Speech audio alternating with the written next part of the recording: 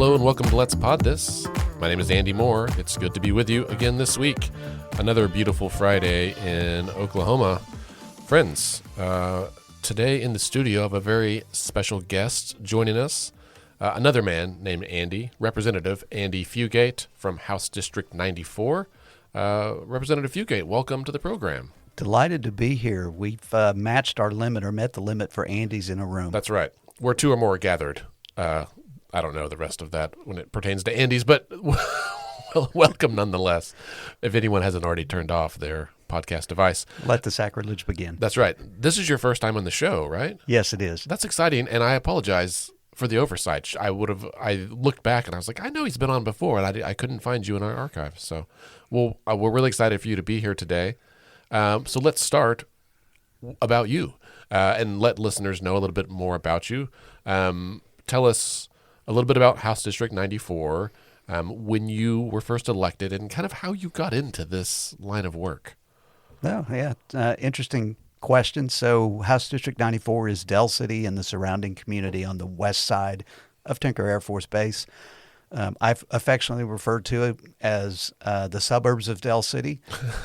Other people refer to it as Oklahoma City, but for those of us who live in the area, we feel very much abandoned by Oklahoma City as an afterthought for things that happen.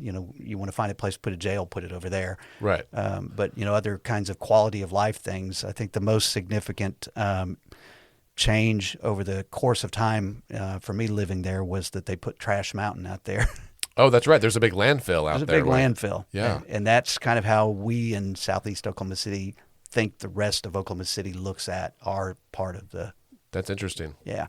I will admit, as someone who's only lived on the northwest side of town, I mean, I was familiar with the Trash Mountain out on I-40 in Rockwell or Council. That was I thought that was the only one. And then I went to the east side one time and I said, oh no, they've got another one over here.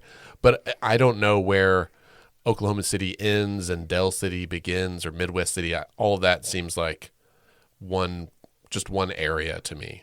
So Oklahoma City is actually an embedded suburb. It's only 7.5 miles, geographically speaking. Okay, so a little bit bigger than Bethany then. Yeah, and it has Midwest City to the east of it on the north side of Tinker, and Oklahoma City to the west of it and south of it. And as a matter of fact, my district is, geographically speaking, more Oklahoma City than it is Del City. Okay. But again, I tell everybody at the Capitol I'm from Del City, went to Del City High School, and people in that community who live in Oklahoma City around there all think of themselves as coming from Del City. Sure. Fascinating. So you were first elected in 2018? Yeah. Is that right? Yeah. I got to meet you along the way. That's right. Well, I remember your predecessor, Scott Inman, right, was in that seat, and I can remember when he left office. What prompted you to run for the State House? So actually, Scott prompted me to run for the State House. I spent so my career was in technology leadership. So most recent, before I was elected, I spent 17 years leading online computing, mobile software development, cloud computing, et cetera, all the enterprise stuff for the Oklahoman. But every spring I would take a week of vacation and work in a program called Close Up out at the Capitol. We take high school kids from across the state of Oklahoma and give them an insider's view of what's going on at the Capitol. Scott Inman happened to be one of the students in my program when he was in high school. Oh, wow. And after Scott graduated from Del City High School, I asked him to come back and be a facilitator. So we spent a decade plus working together side by side as facilitators. And 2 years, and when he was getting ready to run for his last term, he reached out to me and said, Andy, you should consider running for this job. And I laughed at him and said, thanks, no. I don't like talking to crowds. I'm a policy guy, prefer to stay in the shadows. And he worked on me. And he finally said to me, Andy, you need to take what you have learned at the Capitol and make a difference for your community, which is how I always ended the program talking to kids. Mm-hmm. You've been up here for a week, take what you've learned, make a difference for your community. And I told him that's dirty pool. Yeah. To use a guy's words against him. People ask me, what was beyond that, what was the impetus? As a technology guy, I love to solve problems. As a leader manager, I was blessed to always be able to build highly functional teams. And the notion that I got an opportunity to work with others on really, really big problems excited me. Still does. Yeah. Well, you've always struck me as someone who is very studious, and on the policy matters that you and I might communicate, it usually tends to be things that are distinctly solving some problem, whether it's how our elections function or any other number of things. But I like your analytical mind. I appreciate that in an elected official because that's how I operate as well. So speaking of policies, I know as a member of the minority caucus, it can be tough to get a word in edgewise at the Capitol these days. But what are the bills that you were running this year? What are the priorities that you had hoped to make some difference on here in 2025? So, a couple of signature pieces that I filed legislation-wise. One, unfortunately, was a non-starter. That is a constitutional change to require future superintendents of public instruction to have an administrator's license or certification here in Oklahoma, plus 5 years of experience in public schools serving as an administrator. And the notion there is that the superintendent of public instruction is the top administrator for education law in Oklahoma. And by golly, they ought to know what the law is. And I'm tired of watching what I think of as adjunct superintendent people try to serve in that position. And we have a classic example of that today. A guy who perpetually forgets that he's the superintendent of public instruction. As a matter of fact, it's been Public Schools Week this week. Yeah. He's not said boo about it. He's been talking about choice. Bibles. And Bibles, yeah. Biblical SEL is how I've reframed that. What's SEL? The social emotional learning that all the Republicans are. So he wants Bible stories in elementary school classrooms to teach morality and kids how to behave. Folks, that's what SEL is. Right. And, whether you do it with Bible stories or whatever it happens to be, you guys hated it. Right. And now you want to have Ryan do it through Bible stories, biblical SEL? Yeah, it's just goofy. Can't we all learn something from the story of Balaam and his donkey, right? Like why you shouldn't beat your animals? There's a lesson there.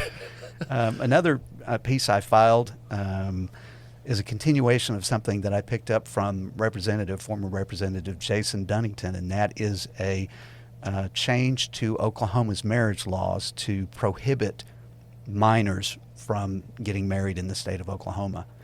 What is the law right now? So the law basically says if you are 16 or 17, you can get your parents' permission to marry somebody below that age, and there is no lower age limit. As long as your parents can find a judge to also sign off on it, you can get married. So you could be 10 years old, impregnated by a guy who's 30 years old, and your parents believe that the best thing for you to do is to marry the guy who should be in jail for statutory rape, right? They go find a judge, and the judge says, well, yeah, we want to make sure this baby has the best life it possibly can. So we're going to marry this young girl off into what is effectively chattel slavery, right? With all the problems we have, the human trafficking, et cetera. And the power dynamic that exists between that age gap. So I filed legislation that said if you need your parents' permission, you shouldn't be getting married. Right. No, I'm a 16-year-old, a 15-year-old, whatever, should be asking their parents' permission to, go to the movies, not to get married. Those are very different things. And it does have one out clause in it, and that is a 16-year-old can become an emancipated minor. Yeah. And in the eyes of a court, somebody who's emancipated is an adult. Right. And then they make adult decisions, and they can make their own decision to get married. But if you have to ask your parents' permission, don't do it. Yeah, you shouldn't be getting married. Yeah, that's a bad idea, for any number of reasons. Well, last year I filed this legislation, and I was told by a committee chair, sorry, we're not hearing your bill because it's going to cause a real stink up at the Capitol. Because there are people who want There are. child marriage. Okay. And we have a member on the House side who filed a bill last year that changes Oklahoma's Romeo and Juliet law.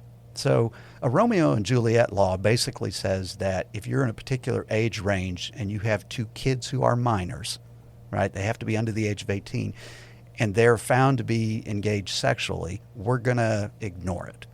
Okay? So 17-year-old dating a 16-year-old, it's not statutory rape. Okay, sure. Yeah. That makes sense. Well, the colleague of mine has filed, on the other side of the aisle, filed a bill that changes that to a sliding 4-year window beginning at age 15. So a 15-year-old can have sex with a 19-year-old. Okay. 17-year-old can have sex with a 21-year-old. And in the eyes of the law, it's perfectly fine and legal, at least in his estimation. Which, sidebar, hello, you're talking about specifically, explicitly enabling sex between adults Right. and kids. Right. Right. This is pedophilia. So all those folks who keep pointing at Democrats and saying you guys are a bunch of groomers and pedophiles, you should go be looking at the guy who is carrying a bill. Yeah. He has it again this year. So his bill comes. I filed an amendment to pick up all of my language prohibiting child marriage.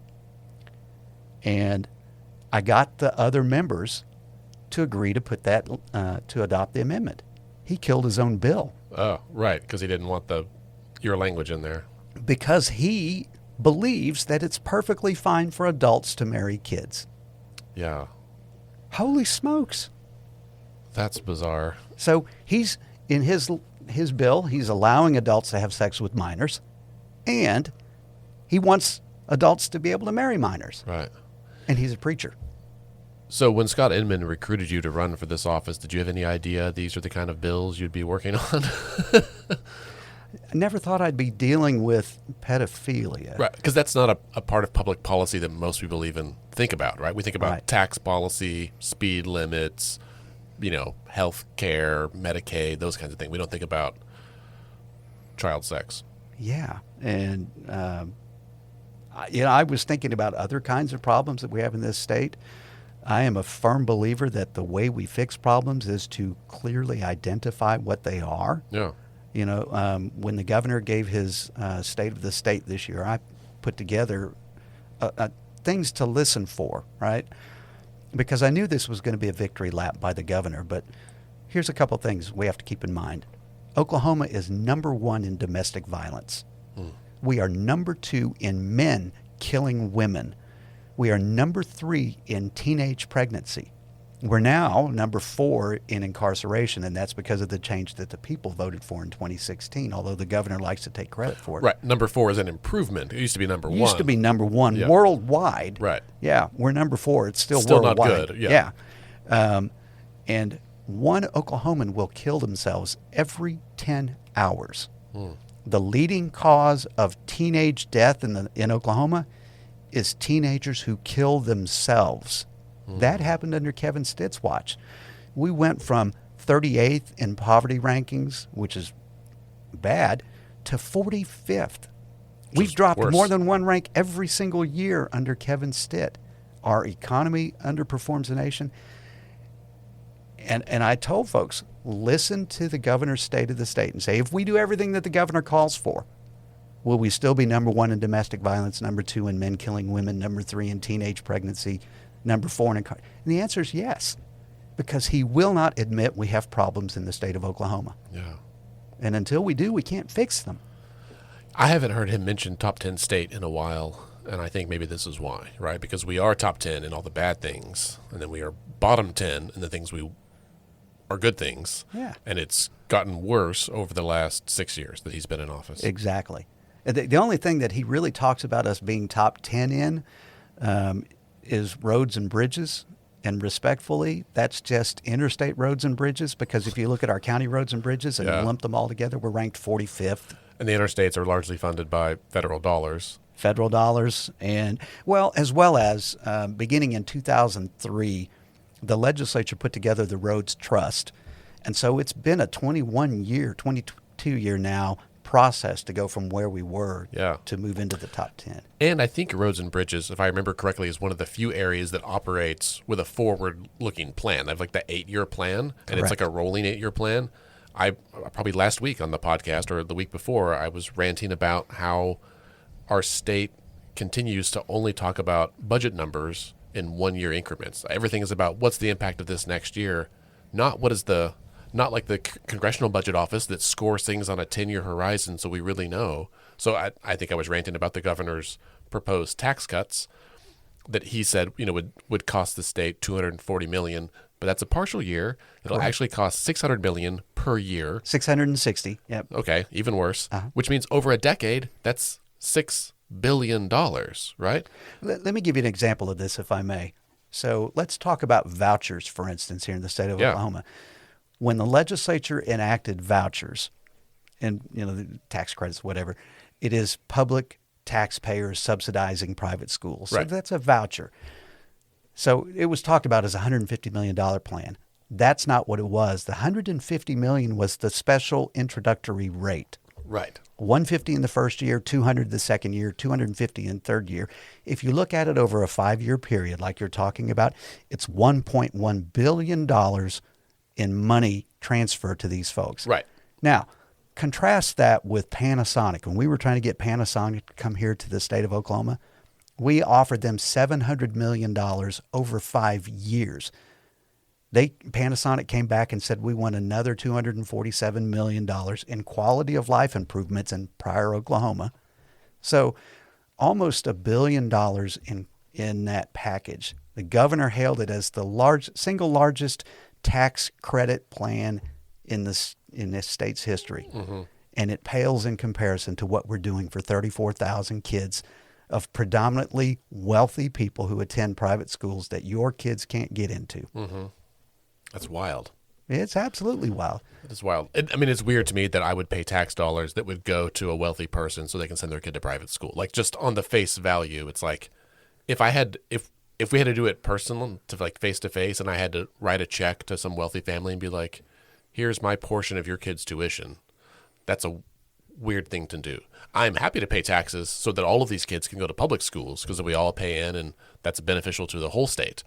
But just because you want to send your kid to a private school, that seems like something that, okay, you can do it, but I don't want to pay for it. I'm perfectly good with providing you the opportunity to do that, to make that choice, but you pay for the choices you make. Yeah. Article 1 of the Oklahoma Constitution sets our constitutional foundations, our framework here. Section 5 is the section that talks about the legislature creating schooling in Oklahoma. It talks about education, and it says that we are to create a system of public education whereby all the kids in the state of Oklahoma shall be educated free from sectarian control. Right. Folks, it's right there in the Constitution. Yeah. And I have looked high and low, and I've challenged my colleagues to look high and low. Find me private school in there. Right. Where is it? Right. Show me where the Constitution says it's okay to do Catholic charter schools. Mm-hmm. And I point to free from sectarian control. Right. Same thing. If I think all the ones that I've seen, right, are Christian denominations that are trying to get, like, the Catholic school, the St. Isidore case that you're kind of referencing. But the same would apply if it was a Jewish school or a Muslim school or a Hindu school or any other sectarian belief, right? Right. That those can exist, and you can send your kids there, but that's on you. That's not something that the state is sponsoring. Correct. We're going into year 3 of that, so the total transfer of wealth over that 3-year period is, $700 million. 600 million, let's see, it's 250, 200, that's 450, so $600 million, right? I have yet to see a private school announce that they're opening a low-income wing for their schools. We've not seen any uptick in the number of low-income kids who are attending private schools. Mm-hmm. It's just not happening. And there's not school choice in a lot of rural areas either. Like, there's not private schools. It's coming, and so I don't have a crystal ball, so what I have is like a defective magic 8 ball. Yeah. But here's what I think is going to happen. In small town Oklahoma, you have tons of churches that are in dire financial straits, who are going to look at their congregations and say, we're going to open up a church-sponsored school here. So your kids get a quality Christian education. And, oh, by the way, it's going to cost you the exact amount of the tuition voucher that you would get. Right. We're going to have it here at the church, and we're going to use that money to improve our church building. Right. So you're going to have these subprime educational programs popping up all over the place to prop up churches. Right. Lots of little, that would end up being lots of like little schools with just like a handful of students. Yeah, right? 15, 20 kids, 25 kids. And what does that do to your rural schools? Right. It's going to close their doors. Right. Right. Oh, man. Well, stay tuned. A school that has 100 kids in rural Oklahoma that sees the loss of 25 of them, unfortunately, they can't cut a quarter of their expenses. They have Right. a lot of fixed expenses, Yeah. and so they wind up closing their doors. Right. And then that ends up hurting all the other kids or forcing them to go to a religious school, which is not something that the parents are going to want. Well, and they won't be accepted to those schools. Right. Remember, school choice means that the schools choose the kids they want to educate. So those kids will wind up on a bus going to another school an hour and a half away. Yeah. My wife and I are kind of preparing for this as our 5-year-old gets ready to go to kindergarten. She has some special needs. Speaking of which, today is Rare Disease Day. She has a rare disease, so you Google stuff about that. But we live directly across the street from a religious private school. That's a supposedly great school, but she can't go there. I mean, they would happily take her, I think, but they don't have a special education program. And so we're not going to send her to a school where she cannot get the services she needs.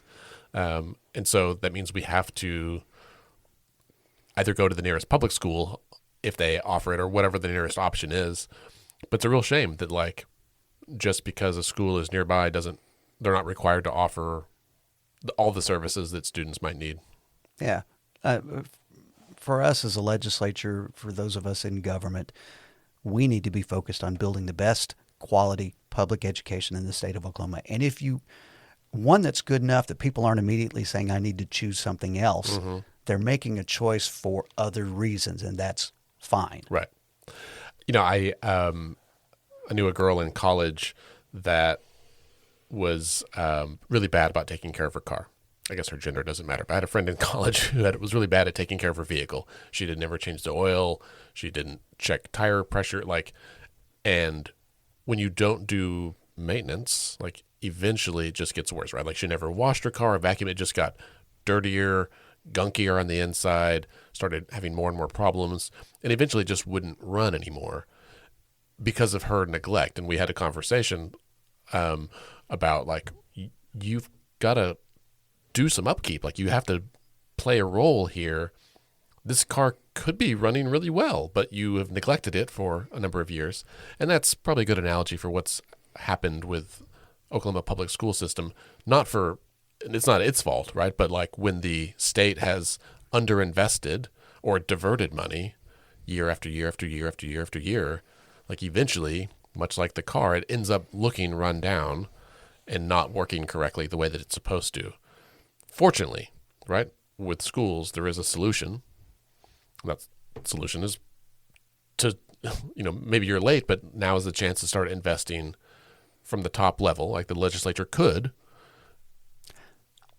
I'm going to interject here. Please do. So when I was running for office in 2018 and I spent 2 years knocking doors talking to people, I talked a lot about public education, about the need for better teachers, for better teacher pay, for smaller class sizes, for more resources, for textbooks in the 21st century, not from the 20th century, all the things.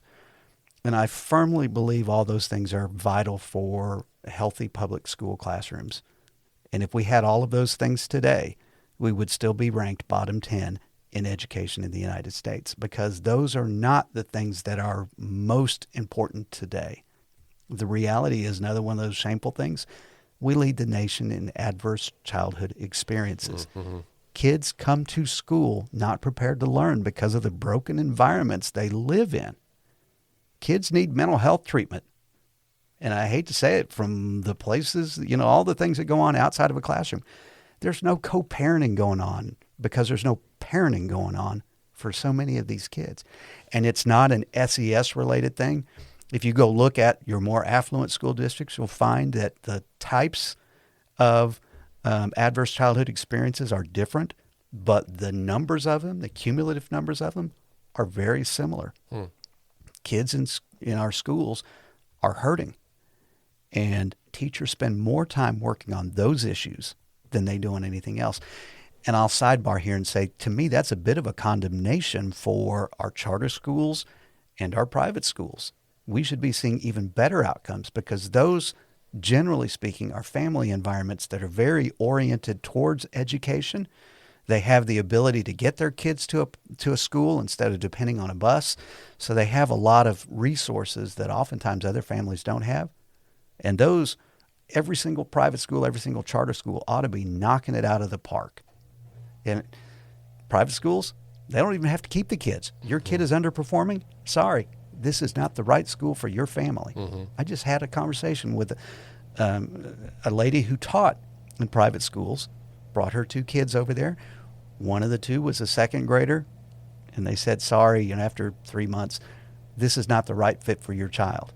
And she wound up losing her job because she's trying to get her second grader to the public school that they forced him to go back to. Well, it sounds like, I think we know this, right? That the solution to the public education problem in Oklahoma is there's no silver bullet, right? Like, more funding is necessary and needed, but it's not, that alone is not enough to fix it. There are other community level systemic things that we need to address. Perhaps government would be good at addressing like large problems that affect millions of people across the state. We have more medical marijuana stores in my district than we have churches. 1 in 9 Oklahoma adults has a medical marijuana card. We have people who are self-medicating through gambling addiction, through drug addiction, through spending addiction. It's awful, the things that are going on in our state. And again, we won't identify any of those things as problems, so we won't do a thing about them to fix them. That's that's interesting thing about how we it's like a perspective issue of like, what do we identify as a problem? And often we're pointing at things that aren't actual problems and trying to solve them and ignoring the things that do need to be addressed. My colleague at the Capitol, Representative John Waldron from Tulsa, likes to talk about the lamppost analogy. So there's a guy who is under a lamppost, lit lamppost, and he's looking all over the place, and a police officer comes up and says, "Can I help you, sir? What are you looking for?" And he says, "I lost my watch." So the police officer's helping him look around, and about 5 minutes goes by, and the police officer says, "Well, where did you lose it?" And the guy points way over there. And he says, "Well, why are we looking here?" And he said, "Well, because the light's better here." Right. That's a good example. That's funny. So changing gears a little bit, at the end of last year, I guess it was in December, Governor Stitt issued an order that was directing all state employees back to the office, right? Was that in December? Yeah. And I know a lot of my friends that work for state agencies were grumbling. Some of them had, applied for and been hired for jobs that were remote because they were remote, and it allowed them the ability to better manage their kids or whatever else. Like, just that's the job they wanted. I get it. I work remote a lot of the time as well. But the governor said, no more of that. Everyone back to the office. Some disparaging language about what people were doing in their time away from the office. And then recently, to challenge that, you have filed a lawsuit, correct? Correct. Tell us a little bit about what led to that and what the lawsuit is for. Okay. So everybody, hopefully is not the right word, but I think everybody remembers we had COVID here in Oklahoma. Yes, we've not forgotten. All the things that went along with COVID, believe it or not, seem to have been completely forgotten at the state capitol. Yeah. One of those things is that the governor declared a catastrophic health emergency. Right. And that's a very specific declaration that gives the governor extraordinary powers to go far beyond the things he's able to do in the regular course of his service as governor. It's so extraordinary that it requires the legislature to come in immediately afterwards and to affirm the governor's authority to do this. Right. So governor makes a declaration in March of 2020. The legislature comes in, And we affirm, yes, the governor has this ability. So the governor uses this authority to do a couple of things. A lot of people don't remember it's the governor who shut down our churches. Yeah. It wasn't David Holt. It wasn't G.T. Bynum. It wasn't it was the governor who issued a statewide ban saying you cannot have more than 10 people grouped together. And of course, all the churches then had to deal with it. So he also, as part of that order, told all state agency directors to find ways to have your employees work remotely wherever possible and to transition state functions to remote access via the web. Governor had that authority because he had declared a disaster. Fast forward a little over a year to May of 2021.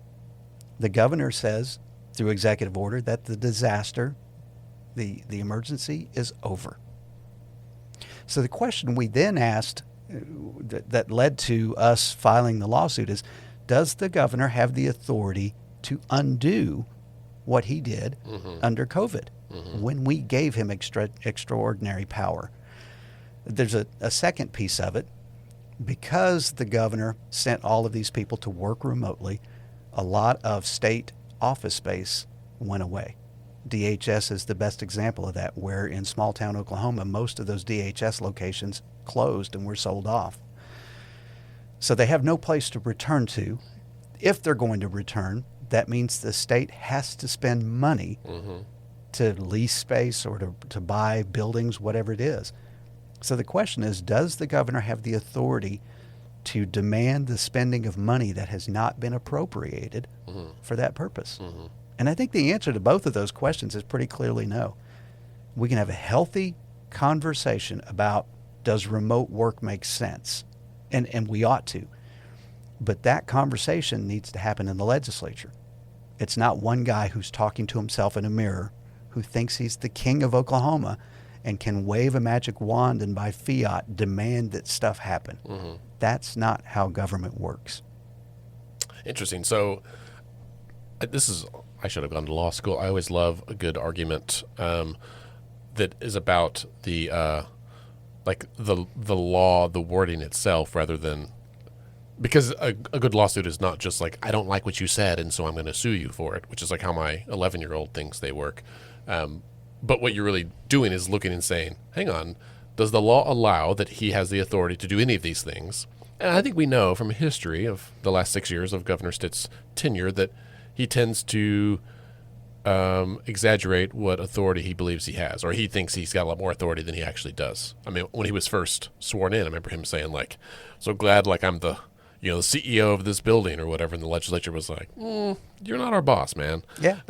And that was, I think, a fundamental misunderstanding of separation of powers and how government works. And I would not at all be surprised if the court ends up ruling that is still the case for him, that he's trying to do things beyond his authority. It could very well be. I'm not an attorney, so I don't have any idea of how the courts will rule. But I do think it's a very much a foundational separation of powers issue. The executive branch executes the law. They don't write the law. That's what we do. Yeah. So, and I'm going to interject here. I've heard lots of people say, well, those people ought to be working. They're just slacking at home. Couple of observations. If someone's going to slack at home, they're going to slack at work, right? It doesn't matter if they're in their butts over here, their butts over there, pardon the coarse language. And the other thing is, if that's happening today, then the governor needs to be firing a lot of middle managers who are responsible for that productivity. Right. If he's aware of it, fix it. Right. Also, there's like a mountain of research that shows that people are not less productive when they work from home. They're actually more productive because you end up, like I remember working in an office, like there's a lot of hallway conversation, things that are often good, right? But they're not always directly related to, quote, productivity of something, right? And so I find this for myself, having left the university and being more or less self-employed for the last several years, is that like today, like I've got certain tasks I'm doing today and I will sit down and do them until they're done. If that takes me 8 hours, okay. If it takes me 10 hours, okay. If it takes me 6, great. I get an extra couple hours on my Friday afternoon, but I'm going to work to get the task done, not just to punch the clock. And the government already does this today. So every time we privatize some function of government, we're saying, here's a bag of money. Here are the things we expect you to accomplish. We don't care how you accomplish them. We don't care what building you're in. We just need these things to happen. This is respectfully no different. Mm-hmm. Years ago, I had a friend that went to work for a city government. Well, the city shall be unnamed, but he had been from the private sector and worked at a job where he was expected to get his work done and then go home when he was done. And he started working for the city, and he finished his work at like 2:00, and he was like, "All right, I'm out of here." And his boss was like, you can't leave." He was like, "Why not? I'm done. Like, I can't do anything until tomorrow, until this next thing happens." And he's like, "Yeah, listen, here's the deal. You work for the government now. And if people see all of our employees like leaving at 2:00 every day because their work was done, they're going to start thinking that we're not really doing work." He's like, "So you got to work a little bit slower. You got to fill the clock." And he was like, "This is the dumbest thing I've ever heard." And that's the kind of maybe forward-thinking perspective we have when we allow people the autonomy and we trust them to do the work that needs to be done, however long it takes. And if that, again, if that's 6 hours, if that's 10 hours, whatever it is, in order to get it done, rather than a set number of hours in a certain location just because that's what somebody wants. Measuring butts in seats is not productivity. Right, exactly. Well, Representative Fugate, before we wrap up, I was going to ask about that lawsuit. Is it a district court? Is it in the jurisdiction of the state Supreme Court? Do you know who's going to hear it? So it's in district court here in Oklahoma County. This is the seat of government for Oklahoma. Right. And so, it would be under the purview of the state Supreme Court, assuming it gets that far. Right. So, but it'll go through a district judge first. Yeah. It's been assigned to Judge Dishman here in Oklahoma County. Mm-hmm. We have our first hearing, as a matter of fact, Monday morning. Oh, really? Yeah. This one is the official kind of start, I think, is the 13th, but this one is the possibility of getting a temporary restraining order in place. So we'll see what happens. Okay. Well, we'll be keeping close watch over this as it rolls out, as I'm sure many of our listeners will. And hopefully we'll have some kind of outcome. You can come back later and tell us about how it goes. Yeah, I'd be happy to do that. Hopefully we'll still have all those employees out at Tinker Air Force Base, and we'll have returned folks at NOAA and FAA and all, We could, I have no doubt that we could sit here for another hour and talk about the follies of our state and our federal government that we're experiencing right now. I appreciate your time for coming in today. Happy to be here. Listeners, thanks for being here as well. You can follow Representative Fugate. He's on many of the social media things. He's, I think, Rep Fugate. Go ahead. So probably the one thing I want to mention to your audience is on Sunday nights while we're in session, I do a live stream at 8 p.m. on Facebook, Fugate for HD94. There you go. Fugate spelled Fugate. And then, is it the number 4? Number 4, HD94. Great. Well, thanks for being here, Representative. My pleasure. Listeners, get out, enjoy some sunshine, find a way to get involved in your community, because remember, decisions are made by those who show up.